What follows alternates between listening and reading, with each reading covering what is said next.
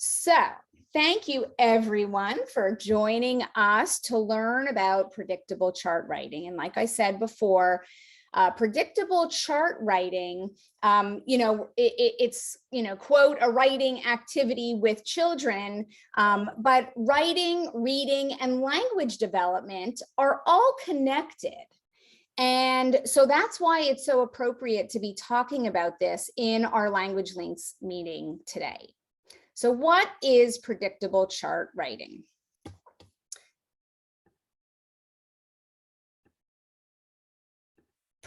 I'm sorry, I'm having a technical difficulty here. Predictable chart writing is an activity, okay? It's not a comprehensive literacy program in itself. It's part of a larger, literacy development curriculum, okay? So it's one part.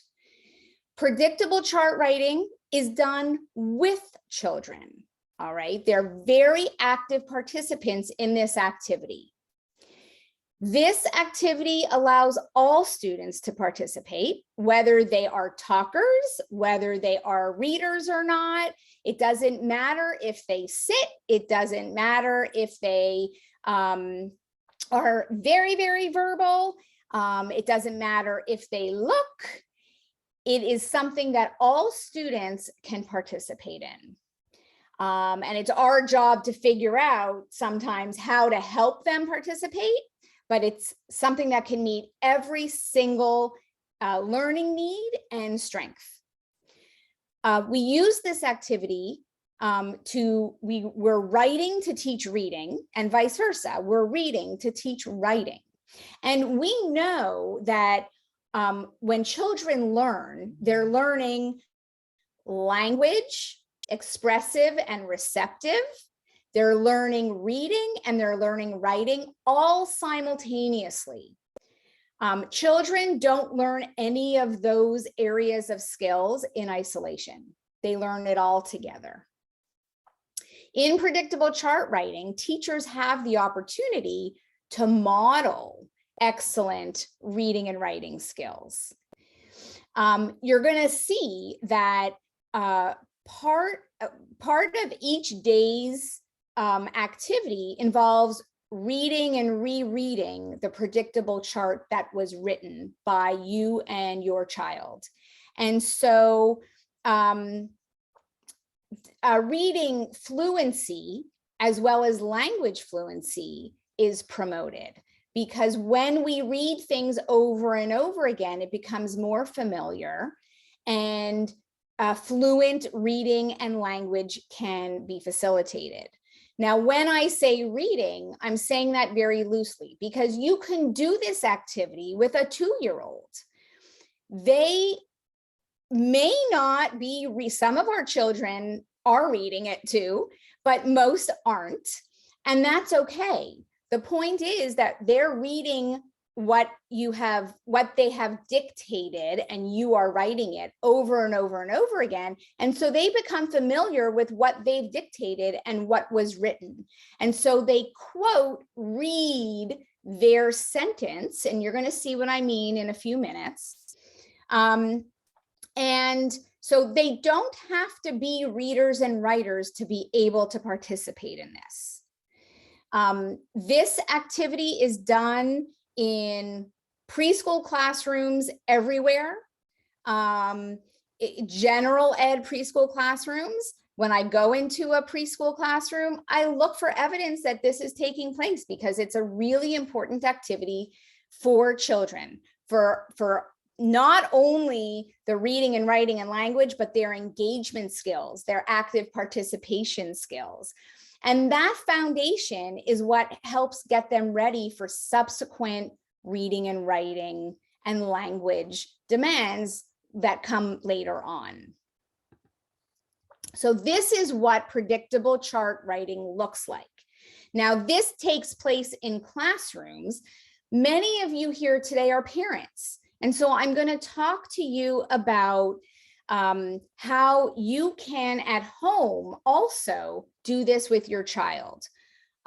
This is what it looks like. We have a title and we have sentences. And each line is the same. Those are sentence starters, I see a. And then the child dictates the remainder of the sentence. And then where I've blocked off these names, that's the child's name. Okay, I'm going to go into more detail.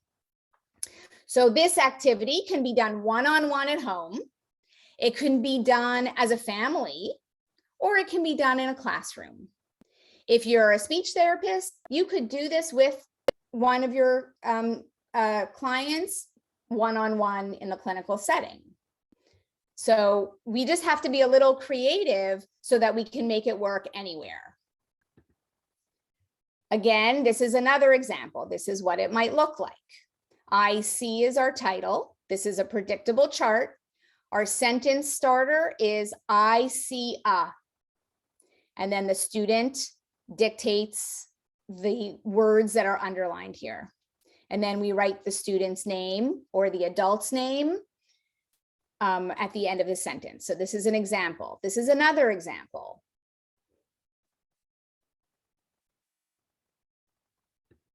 And this is another example. So our sentence starter can be very simple. I see a. It can become a little more complex by using something like I do not like. With predictable chart writing, our students can learn so many skills. It's like so endless. We can teach our students what a letter is, uppercase and lowercase letters, what sounds those letters represent, what a word is, that words make up sentences, and that we point to different words in the sentence as we read it. There's a one-to-one correspondence. We also teach our students to recall experiences and their ideas and to express their ideas and their feelings. That's really, really, really important for our students who have some language challenges. We're also modeling how to talk in complete sentences. We can work on many concepts of print, like we start a sentence with a capital letter. We end a sentence with a period. There are spaces in between words. So many things that we can practice. We also practice sight word recognition. We practice decoding. We also practice that what you think in your brain, you can say out loud, and you can also write. And again, students learn fluent reading, fluent speaking. In order to do this activity, you need a few things. Now, in a classroom, we use something called chart paper. That's like the big, huge paper. If you're at home, you don't need to have a big, huge piece of paper. You can, if you would like, you can get that on Amazon or from an education store, but you can also just use a piece of paper. You could use poster board, you could tape pieces of paper together, various ways that you could do it. You want it to be large enough so that you can maybe tape it onto the refrigerator so that you can do some of the activities that we're going to talk about today. In a classroom, we also use something called sentence strips. And that's essentially a long piece of paper where we write a sentence. Again, that's something you can find on Amazon, but you can also just use a piece of paper, an 8.5 by 11 piece of paper, and you can cut it in half and tape it so it's long. And you'll see why we need that strip of paper. You're also going to want markers and scissors, glue sometimes, or Scotch tape. And sometimes we may want to have object choices or symbol choices available for our students who have difficulty expressing their words. And we'll talk a little bit more about that.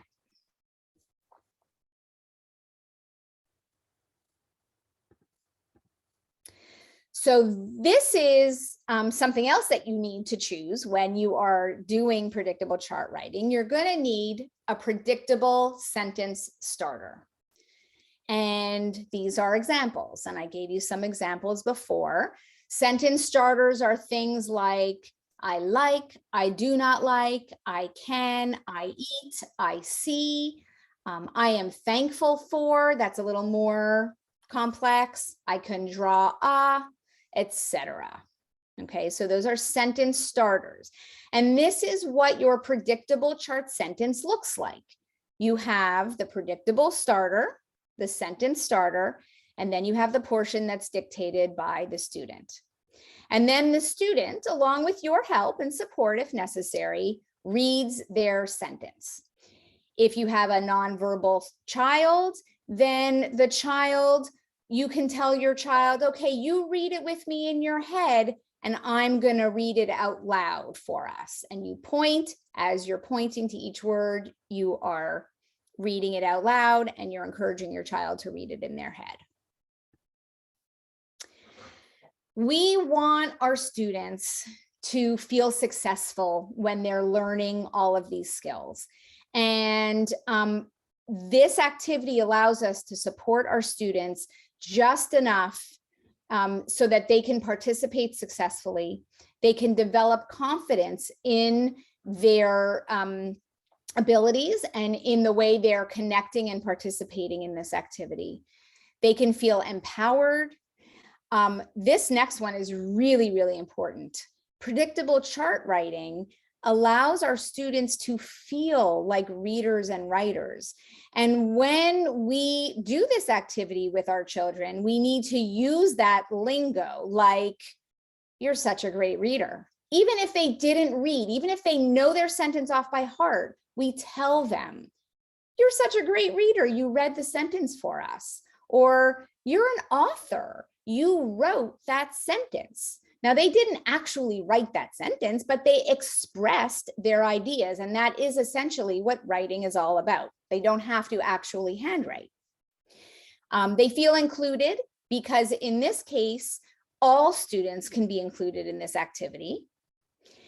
It's very familiar to them because they're doing it over and over and over again. Within the activity, it's very repetitive, and you'll see why when I go through each day's routine. But also, I encourage you to continuously do this. So for a week, you're using one sentence starter, and then for the next week, you choose a new sentence starter, but it's still the same routine. So they're doing the same routine over and over again. They become experts in this activity. This activity is also very meaningful to them because it should be based on personal experiences. It should be based on things they like, things that are important to their life. And I'll show you more examples about that. Because this is meaningful, our students and children should feel like they want to communicate. They want to use their words. They want to share their ideas because we make this fun, engaging, and we support them enough so that they're successful in any way that they're participating. Before we go on to what we do every day during this activity, keep in mind that it is best to keep it simple. You do not have to choose a sentence starter that's complex. Simple is best. And as your child becomes familiar with this activity, you can make it more complex, but start off simple. It'll be successful.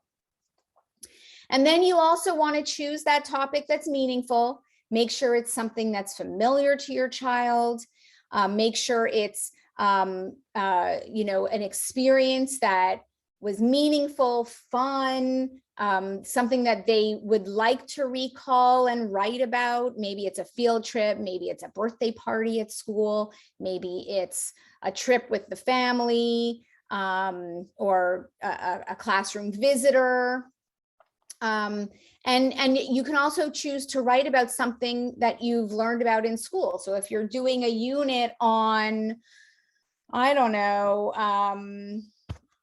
different careers and different professionals and different, workers in our community, you may want to choose a sentence starter that has to do with that topic. So it has to be meaningful and familiar to our children. You also want to keep in mind that it's important to keep what you write after the student dictates as close as possible to what the student said. Sometimes we do have to change it a little bit so that it's grammatically correct, but we want to keep the idea. So even if our student or child dictates something that might feel a little bit different to us and not necessarily expected to us for that sentence starter, you want to empower them. You want to show them that their idea matters and that, whatever they are contributing might be a little different, but it has meaning, and that you have to put purpose to what they have expressed. So I encourage you not to say, oh, well, that doesn't make sense. Figure out a roundabout way to make whatever they've dictated make sense so that it's acceptable. You also can embed target vocabulary into your sentence starter. So if you're practicing certain words, like let's say you're doing a unit for Thanksgiving on, you're talking about things that you're thankful for in your class, and your predictable chart is I am thankful for, well, you've chosen to target the word thankful. What does that mean? And so by embedding it into your predictable sentence starter, you're practicing what that means. Sometimes we are wanting to add symbols to the words that we write. We used to do that many years ago when we would show students text. We would add a symbol, either by drawing it or printing and gluing it above words. We used to use that in storybook reading. Research shows that it's best not to do that. If you do feel that you need to have a symbol to help your child understand the text, choose one symbol that represents the idea of the entire sentence, but not a symbol for each word. It actually distracts from comprehension, from reading comprehension. You might want to use different color markers. I wanted to thank you for saying that, because there is so much miscommunication around that research, especially for children who require unique, and they're still using pictures with every word. Yeah. So I am so thankful that you clarified that for our teachers who might work with that population. Thank you, Leanna. Thank you. Yeah, and for parents, it's important for you to be aware, you might see material come home from school or a therapy with that. And look, this is not the most harmful thing ever, but it's important because we want our students to focus on the text, on the language, and yes, those symbols can detract from that. So you also may want to consider using different color markers, like you can put their name in a different color, or you can put each sentence in a different color so your child can recognize that it's their sentence. It's just an extra cue that can help. And then the last thing that is really, really important to keep in mind is think aloud. That is really, really, really important for all of our children, even typical children. We all do things in our heads, and it's a metacognitive strategy that allows us to monitor our actions and how we're thinking. And by modeling it out loud for our children, we're showing them that they have a voice inside their heads too, that they can use to check themselves. So as I'm writing a sentence in front of my students or my child, I might write, I am thankful for, and then I might stop and I might say, wait a second, did I leave out a word? Let me go back and check. I'm going to reread it and I'll reread the sentence. So I'm modeling a strategy, and I'm modeling, this is what all of us on this Zoom, that we all do that naturally, but we need to show our students that we do it.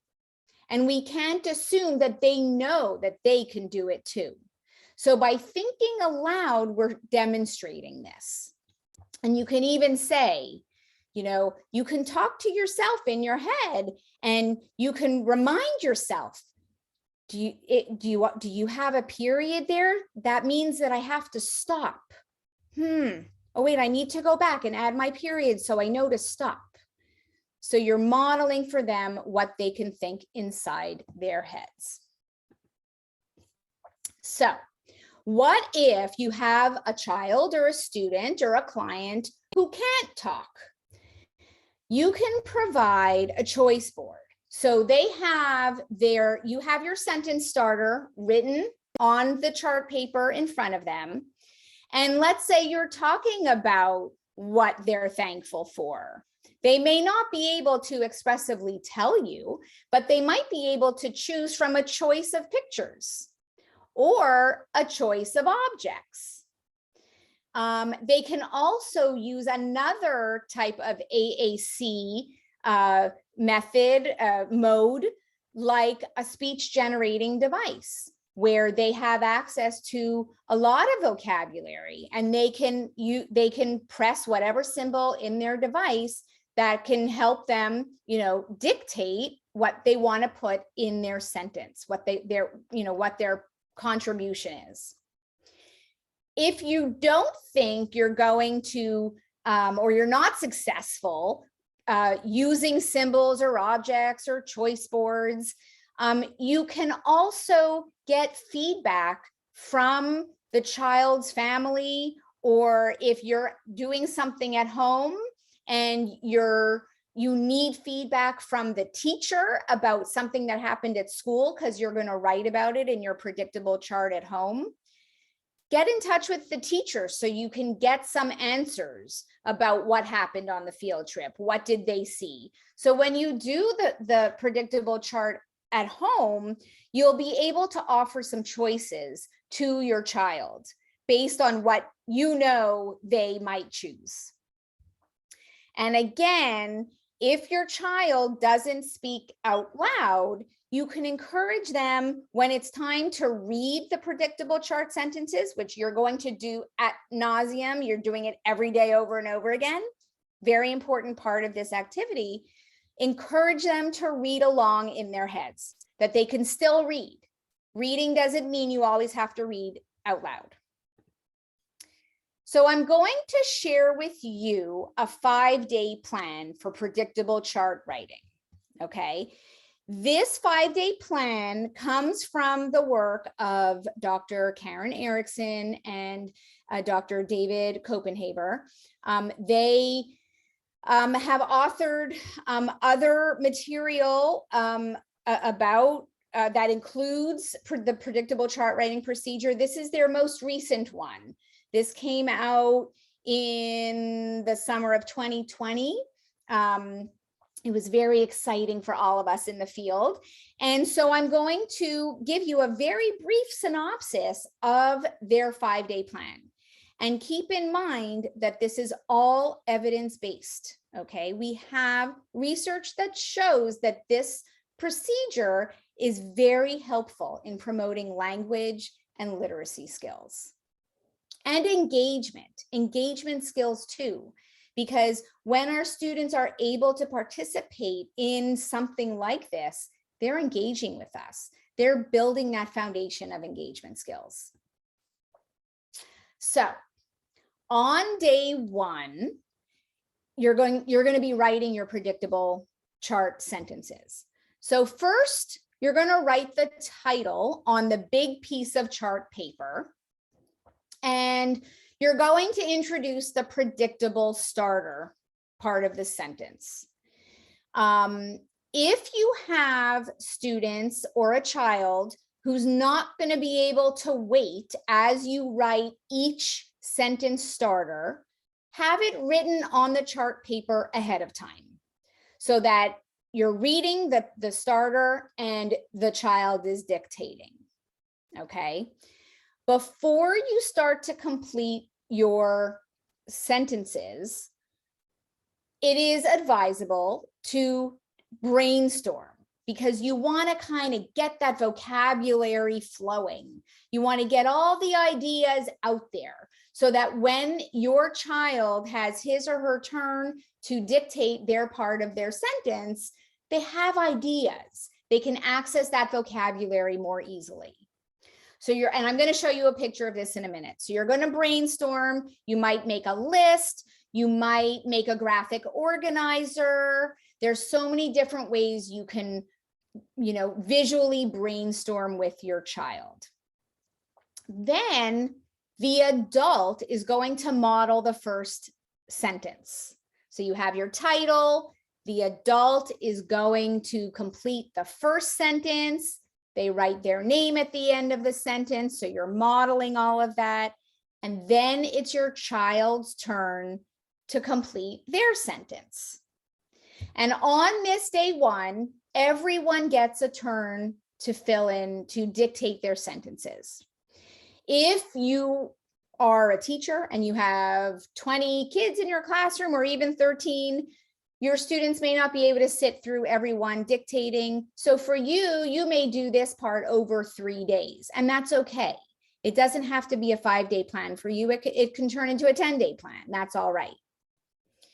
And then when you're done with all your dictations, the predictable chart is complete, you reread the predictable chart all together.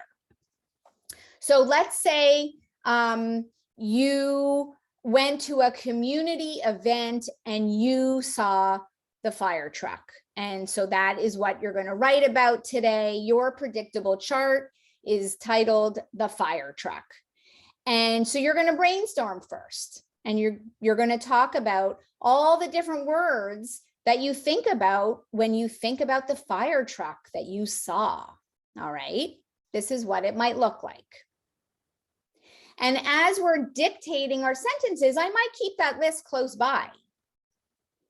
And this is an example of what I might do with like a family. If I was the mom and I had dad, maybe grandma's participating. So this is an example of a family. And so my sentence starter is the big fire truck is, and then each one of us dictates.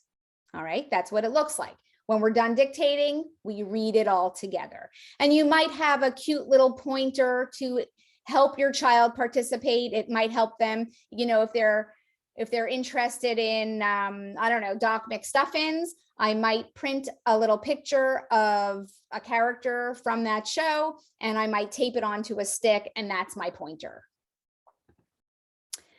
On day 2, we reread the predictable chart. So you're going to chorally all together reread the chart. If you would like, each student can come up and point to each word of their sentence. It depends on the needs of your child or student. You can, as you're rereading today, you can model saying certain vocabulary on a communication board, on a speech generating device, or even using manual signs. However, if you have a student who communicates differently than with words expressively, then however they communicate, that's how you should model certain target vocabulary. On this day, you also may choose to point out certain concepts of print, that a sentence is made up of many words, or at the end of the sentence, we have a period, or that certain words like a name, their name, is capitalized at the beginning.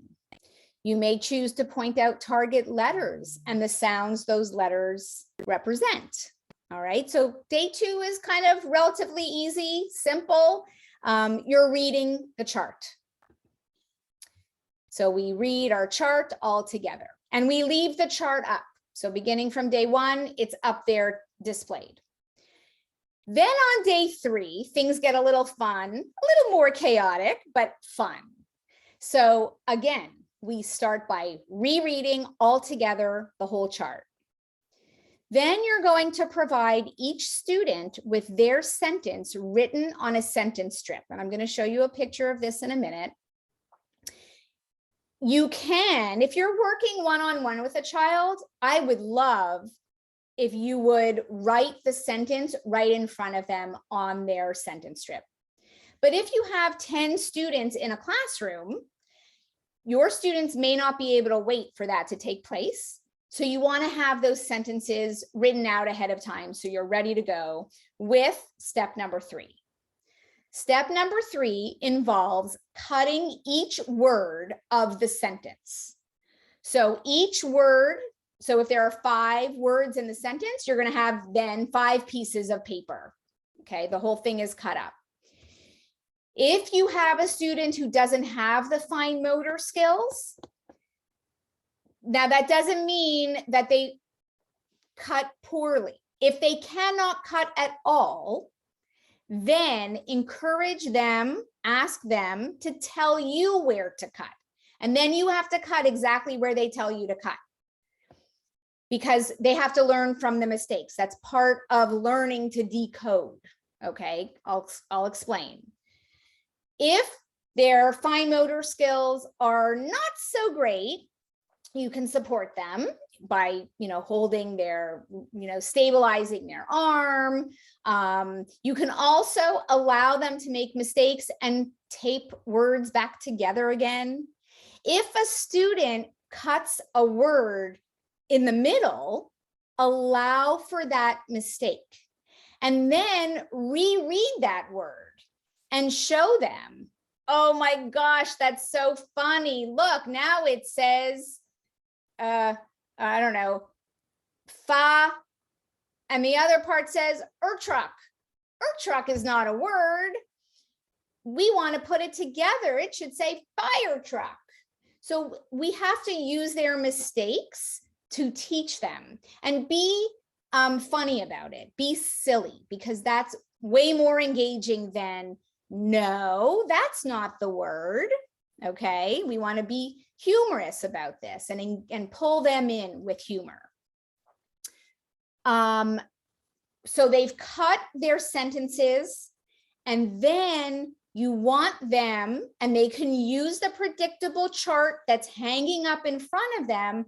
You want them to put their words back in order so that they make sense. And then you're rereading those sentences that are put back in order. And again, if the sentence doesn't make sense, read it like that. Read it in the wrong order and laugh and be silly. Oh my gosh, that's so silly. That doesn't make sense. And put it then back together so that it does make sense, but use it as a teaching moment.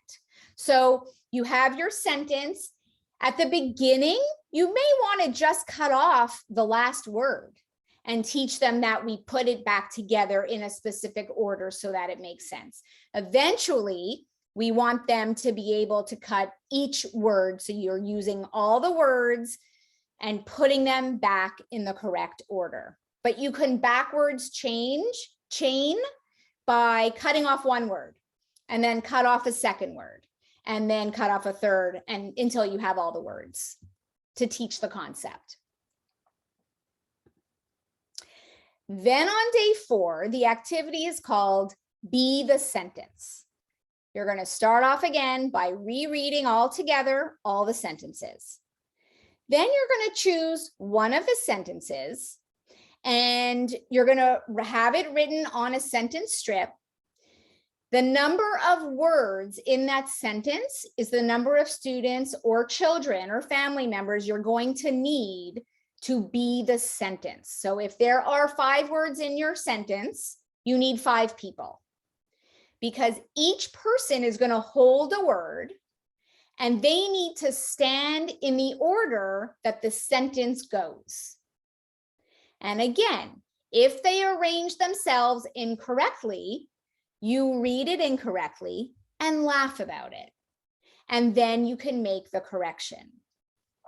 Once everyone is in the right order, you read the whole sentence again, and you can do that again with a few different sentences.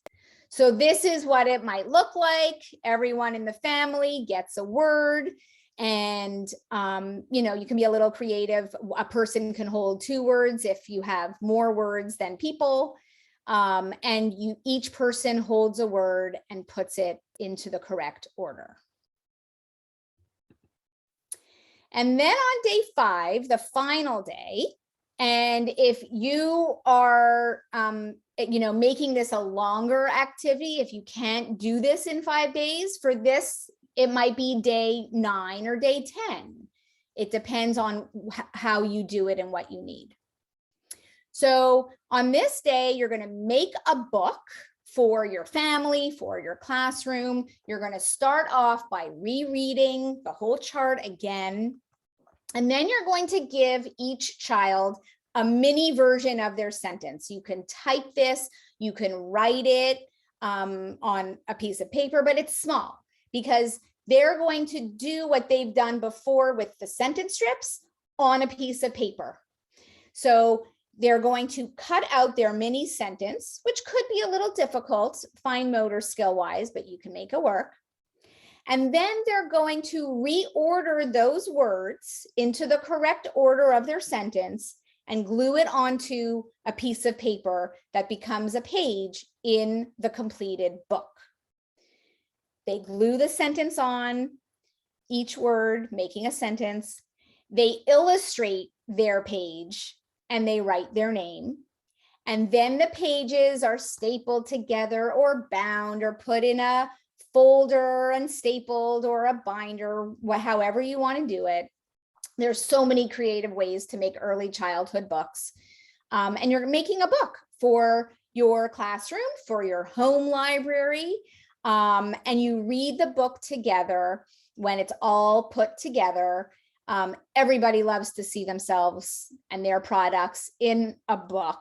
I have tons of books that I made with my own children when they were little. They're great memories.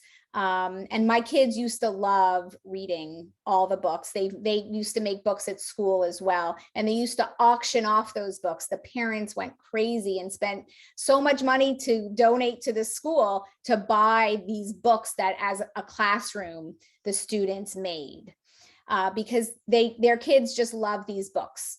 And so then you want to read these books, bring them in the car, bring them on trips, read them at bedtime, read them to family members. So this is what it looks like. We have our sentence strip. It's cut into different, each word. But then for this day 5, it's typed in small, and then it's cut, and then it's glued back onto a page, illustrated, and then the person's name is written on the book. And that, in a nutshell, is predictable chart writing. Like I said, these are all the excellent skills that we can model and teach and help our students experience with this one great activity. And as an educator of children with autism, always in my mind is how can I engage and connect with a child? And this activity allows for it to take place. And what I love about it is that even if you're working with a student who does not talk, they can still make choices to dictate what they want to put into their sentence. And even if your child is not sitting in circle time or not sitting at the kitchen table with you, they can still tell you what they want to put in a sentence. They don't need to have sitting skills. They don't need to have eye contact. This is something that they can participate in no matter what. All right. These are some great resources. You can either take a snapshot of this screen.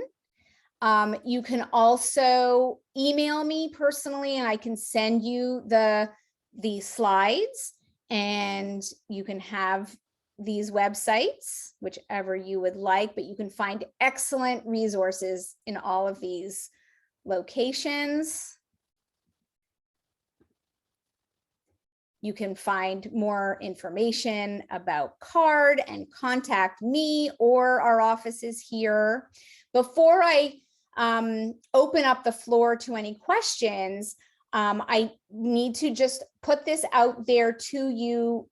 If you would, please scan this QR code to give us an evaluation. We do this for